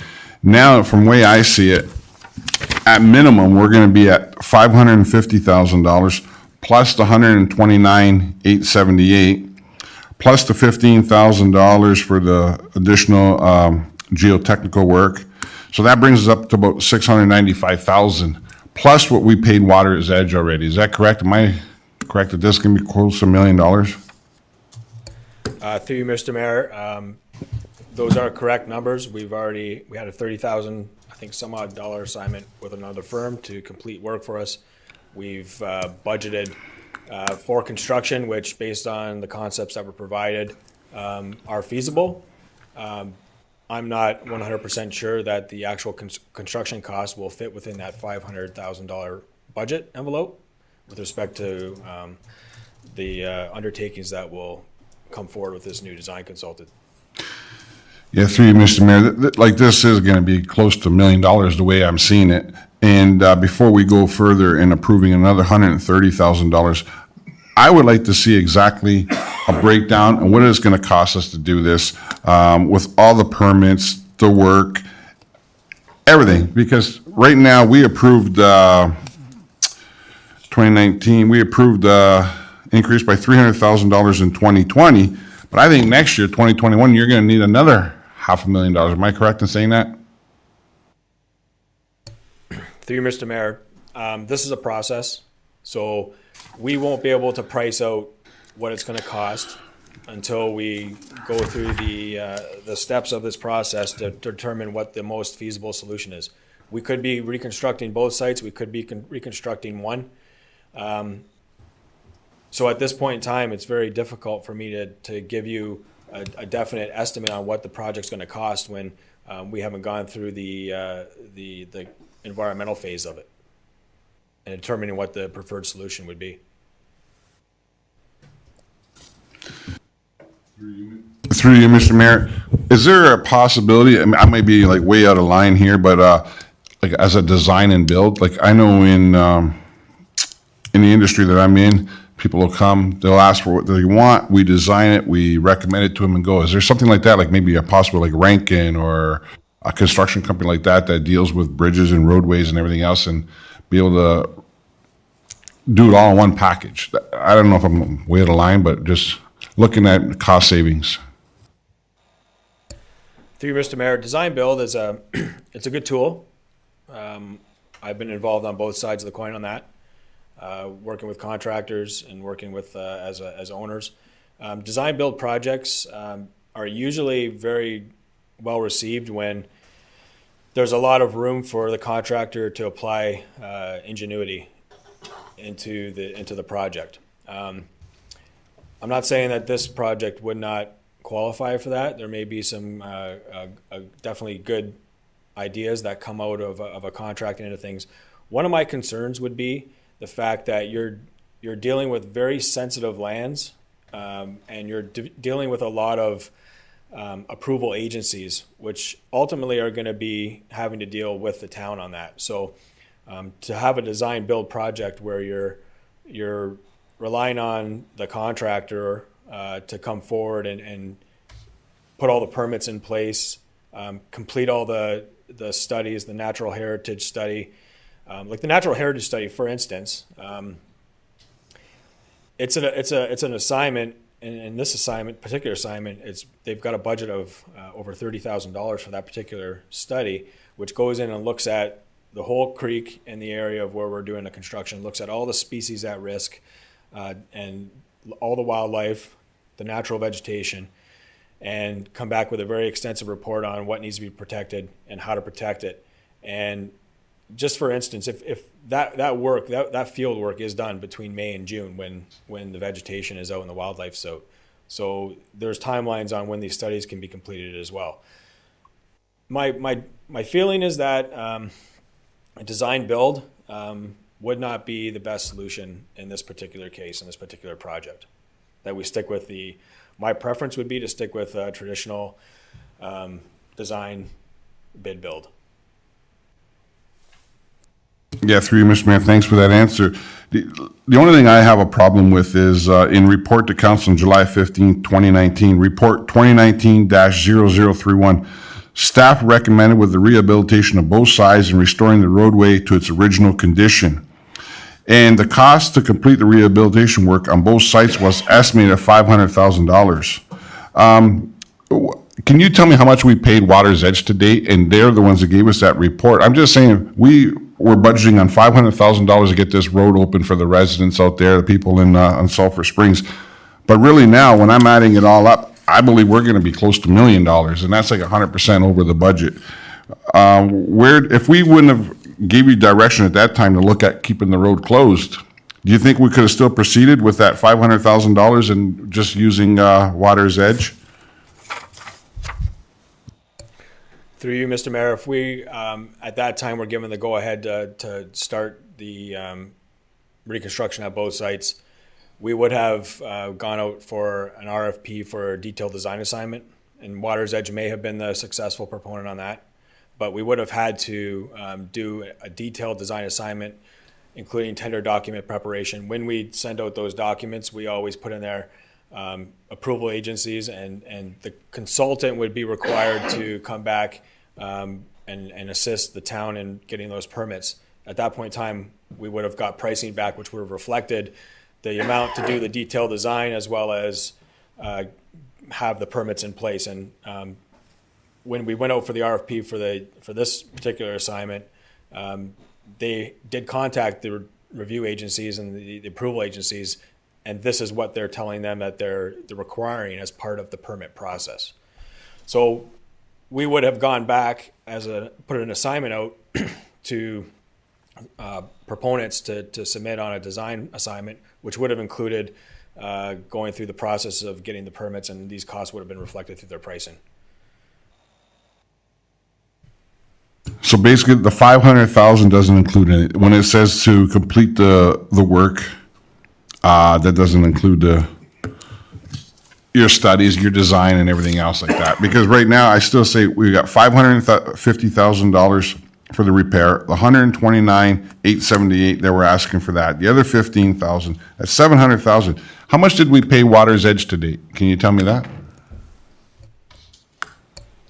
Thank you, Mr. Mayor. I don't have that number readily available to me, but I know that they were within their original budget. Well, I believe it was around 30,000. 30,000? That's all for me right now. Okay. Councilor Hildebrand. Yeah, here's a recommendation I have. It may be a little different, but in that landowner meeting that we had at Lookout, there was a fluvial expert by the name of Ian Smith who teaches. He's from Brock University and from Niagara College, and he's actually a resident of Pelham, and he has his own consulting company. I'm not, we're going to spend a lot of money on consultants, and here's a local guy. What I don't understand is how come only one company, when you went out to bid the second time, applied or put in a bid. It seems really unusual because we're talking about a big project with lots of money, and I would think there would be a lot of consulting, at least several consulting engineering companies that would want to take on these type of assignments. So only having one respond doesn't leave me with any comfort that it's really competitive bidding. Do you have any comments with regards to that? Through you, Mr. Mayor, no, as I previously stated, it's disappointing that we only had the one submission. We followed our procurement policy. It was well advertised. I believe it was out for, the request was out in the industry for 3 weeks, and followed our regular advertising. Yeah, it's very frustrating that we only did receive the one quote on it. Okay, so Mr. Director, so here's what I'm thinking, and whatever council wishes, obviously. If we put this guy on hold, if we put whatever this work, obviously we're not going to do anything this year anyway. Okay, so I mean, we could get the ball rolling, but the bottom thing is that we're not going to be putting shovels on the ground till a year this July. Is that right? Through you, Mr. Mayor, that's correct. If we awarded it today, we would not be putting a shovel in the ground until 2021 summer, July of 2021. So what I would like to see is, because I've always got area contractors coming up to me and saying, why are you guys doing it this way? We've got our own engineering firms. We would love to do design builds with the town, whatever. So I'm saying, what I would like to see is let's put this off to the side and put an RFP out, a design build. You've got all your, you already know what the qualifications have, what they need, and let's see what we get out there on a design build, start to finish. Here's our problem. How do you fix it? And let's see what we get. And if we don't get anything, then we're still going to be on the railway to let this company, okay, let's say by September, August, we'll even know before then, we don't have anybody. Sorry, we're back to you. This is the only option, so let's do that. Do you see where that would be not a good thing to do? Through you, Mr. Mayor, I do appreciate the fact that you're looking to save resources and money with respect to going to a design build, and I do think that is a good process for certain projects. This particular assignment, because we're dealing with endangered species, we're dealing with the health and welfare of the 12 Mile Creek and the protected lands. To be honest, I've never been involved with a project where I've turned it over to a contractor to do a design build when there's been so many approval agencies in place. And the fact that we're in addition to that, and the fact that we're looking at trying to gauge whether or not we close a portion of that road down, would make it very difficult for a contractor to carry out that process. And this is part of the assignment that this firm would undertake, would be to go through the EA process, which is legislation which protects people within the municipality from contractors or municipalities from going in and completing projects that aren't environmentally prudent. So in this case, I would not recommend against going to a design build. Okay, because we have changed culverts in the town, whether it be on the dish or drain or whatever, and contractors have had to deal with the Department of Fisheries. They have had to deal with other myriad of other government bureaucracy. So I don't know. I honestly think that we've lost a year now anyway. I don't think it would, if we just put this plan off to the side and we put an RFP out, and and part of the condition would be that they would get to see that water's edge, they would get to see their work. They have to know that we've got an MOU with Trout Unlimited. We lay everything out to them and say, this is what we got. What can you do? I don't see how we could lose. That's my take on it. Council, of course, and I'm not trying to shut you down. I'm just saying that we've never done design build, and I know you're saying this isn't where we should do it. I already know. I've had one guy look at it, and he thinks he can do it. So whether he can, let's see what he can do. That's what I would like to do. It's up to council. Let's hear from council.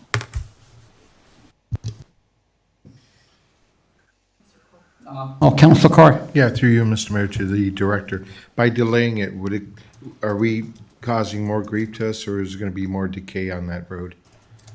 It looks like we're going to be delaying it a year and a half. Through you, Mr. Mayor. So, Site 1, which is located near Luffman Drive, the roadway is completely closed to traffic at that point. It's a total loss of the road section. The Site 2, which is located 200 meters downstream, we are monitoring the situation. So there are existing gabion baskets that are holding up the edge of the road, which are starting to fail. We are monitoring that as part of our road patrol program, and we make sure that we keep a good eye on that.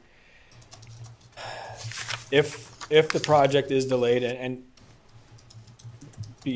to be quite honest, if we got the go-ahead to move forward tonight, we're not putting a shovel in the ground until 2021. So we'll continue to monitor. And in the event that there is a road failure, then Public Works staff will move in with our own forces or a contractor to do whatever, to make whatever modifications are necessary to make sure that that roadway is safe and open to traffic, especially emergency vehicles.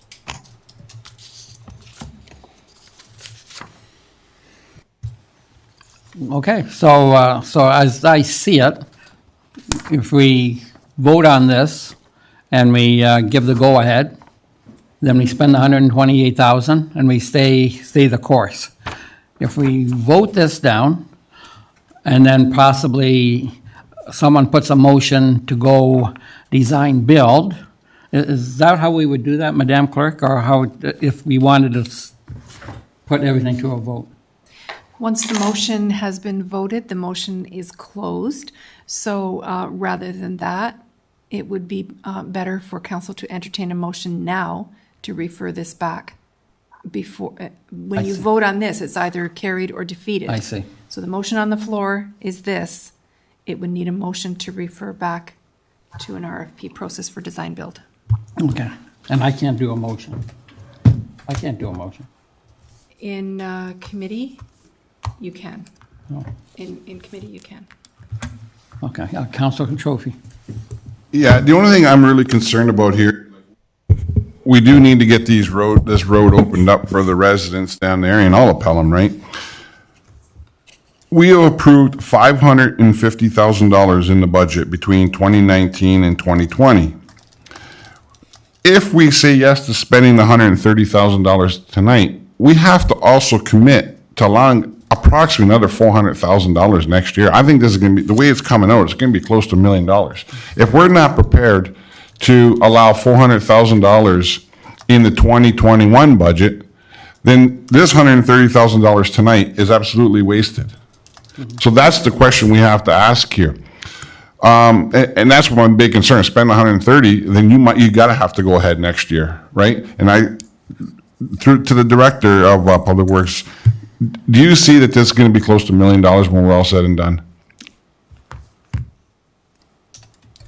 To you, Mr. Mayor, as it appears right now, the engineering assignment to complete the work between the two consultants would be somewhere in the order of $150,000, I believe.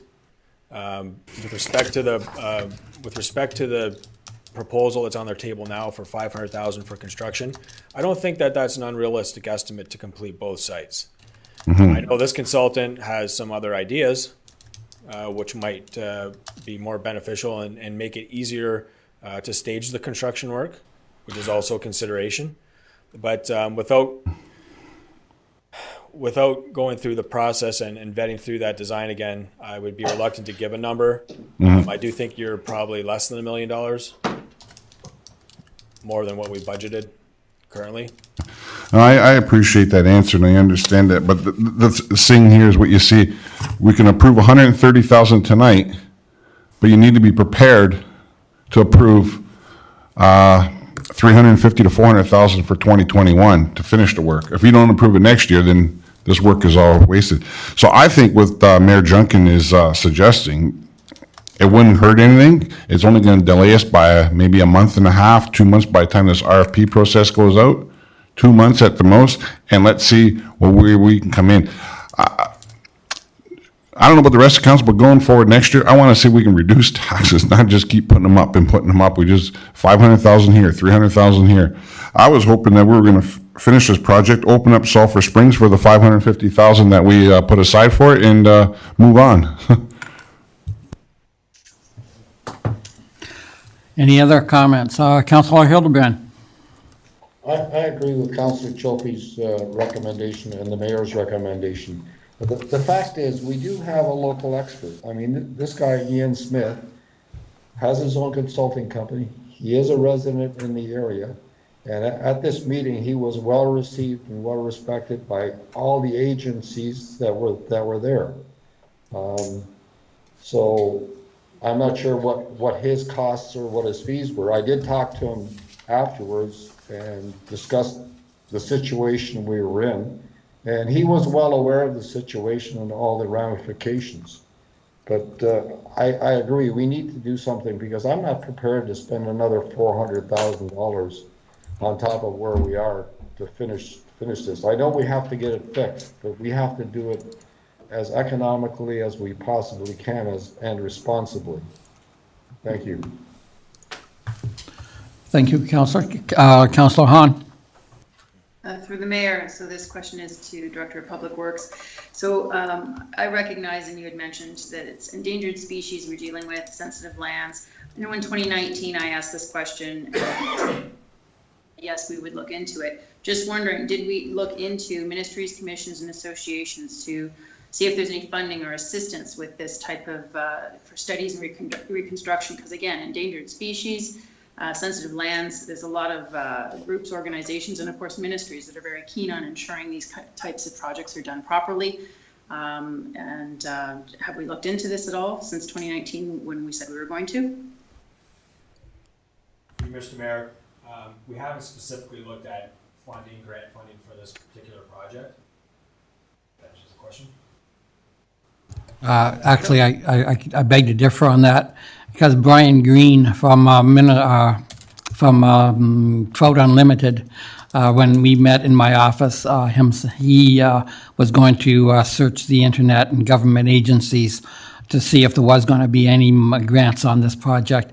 And he came back about 6 weeks after I was talking to him, and he couldn't find any. And he's a director of Trout Unlimited.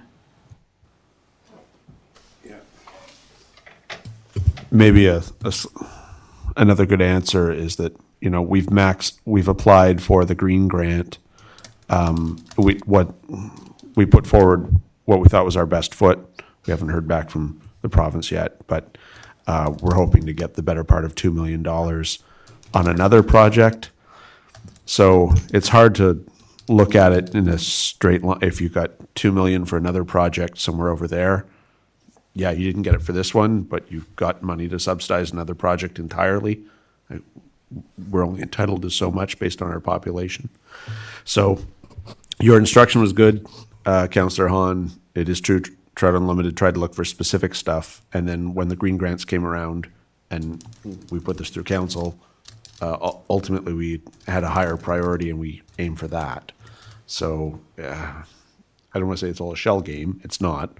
Accounting is a legitimate profession, but we aimed that somewhere else, which presumably, or in abstract theory, frees up dollars for this project, right? Thank you for that, Mr. CAO. So I'm going to put a motion forward, and then we'll either support it or defeat it. And then if we defeat it, then we will, is that, Madam Clerk? I'll put an amendment to this? Correct. Okay. And so the amendment will be, Speak into your mic. I'm sorry? Just speak into your mic.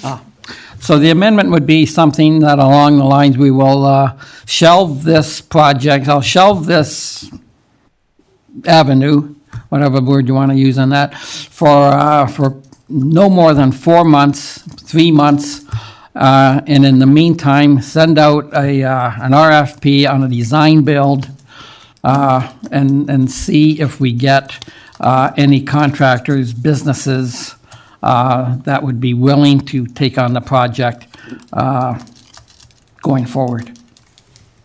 Anyone want to add another word or something like that? No? Okay.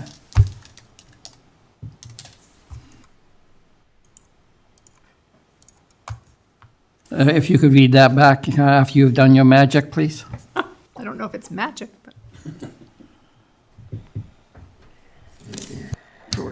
Be magic.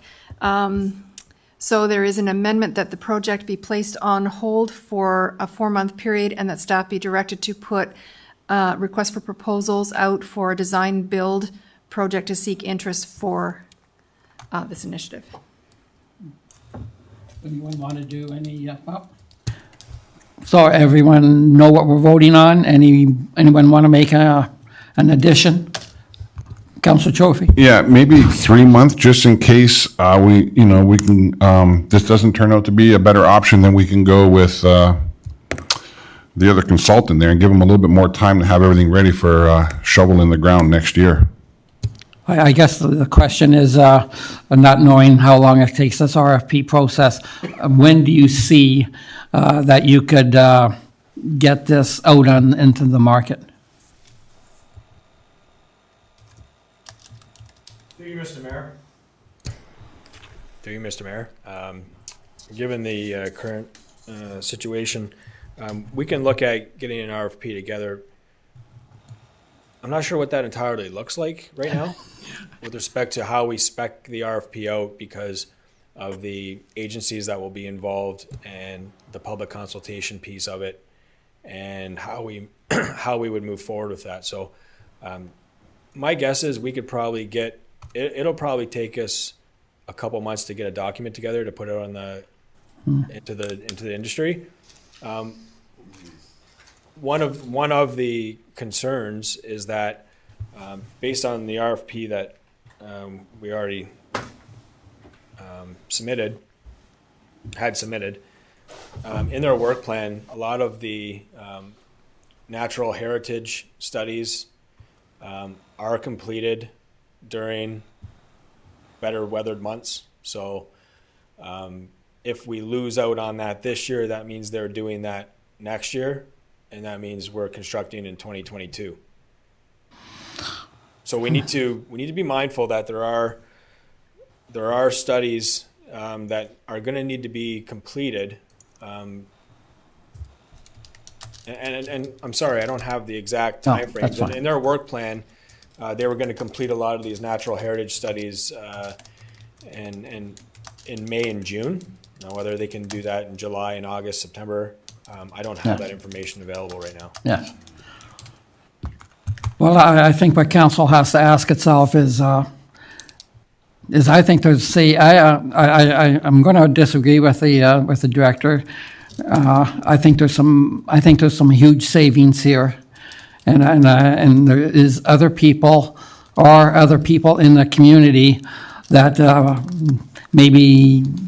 I just think there's huge savings here. Let's leave it at that. It's up to council whether you want to go down that route or whether you want to go down this route. It's up to you. Myself, from who I've talked to in the community, I think we can do it a lot cheaper than $700,000. But that's just whatever. Thank you. So we'll open it up for discussion. If not, then we'll vote on the amendment. Thank you. Councilor Trophy. Yeah, so after hearing the Director of Public Works, then I guess we'll leave it at the 4 months because they're going to require at least 2 months to put an RFP together. I won't change it to 3. Okay, thank you for that. Any other comments on this amendment? If not, I'm going to call a vote. All those in favor of the amendment as put forward? Okay, and all those opposed? Okay, thank you. The amendment carries.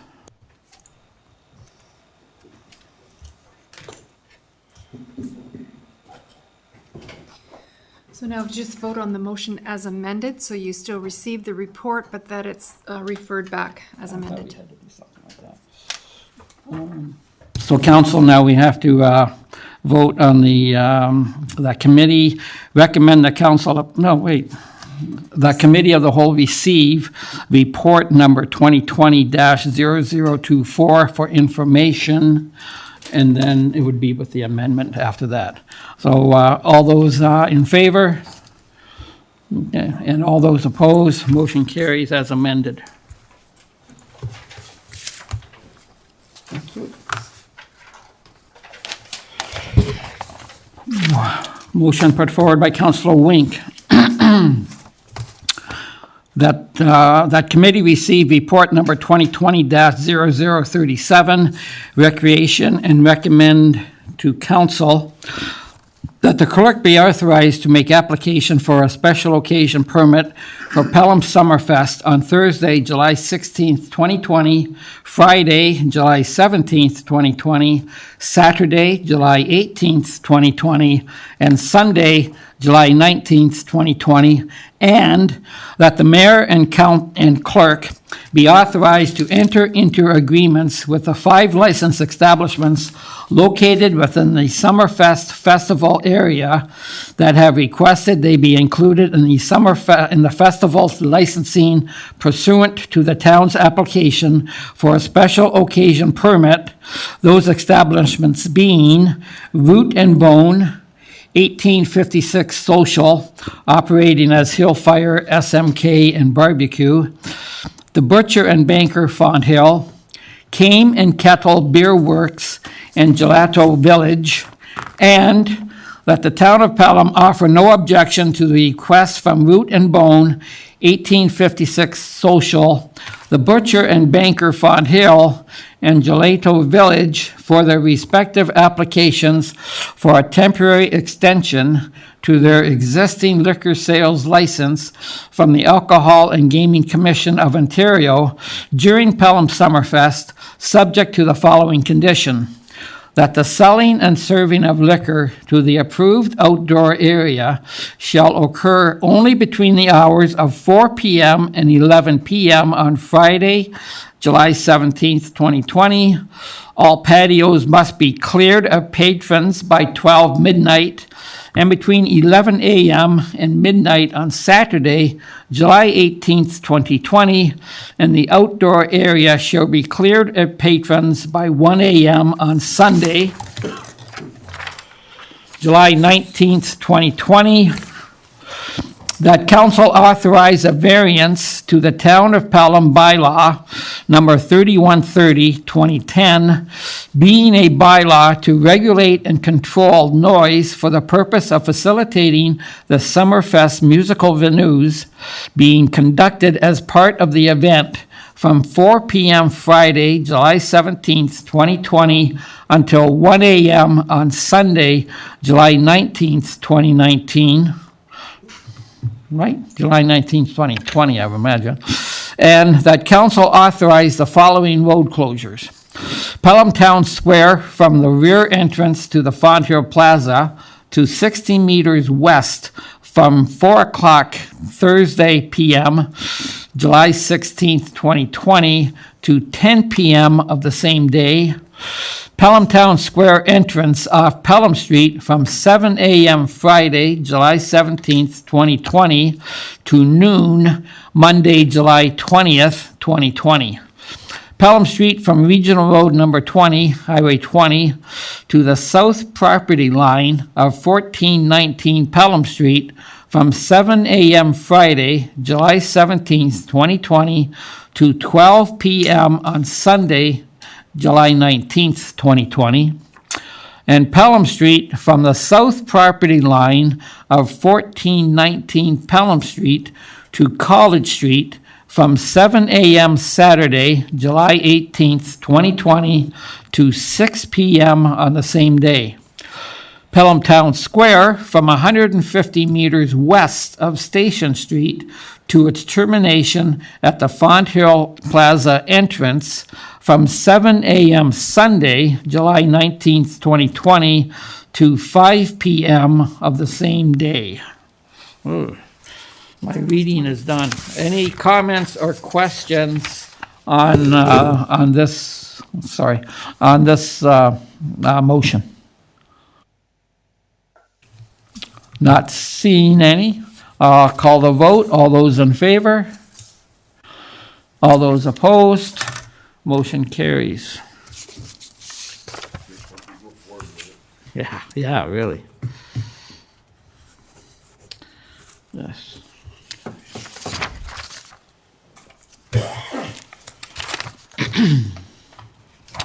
This is the one we wanted. Motion put forward by Councillor Stewart that this regular meeting of council of committee be adjourned until the next regular meeting scheduled for April 6th, 2020, following council. All those in favor? All those opposed? Motion carries. This meeting is adjourned.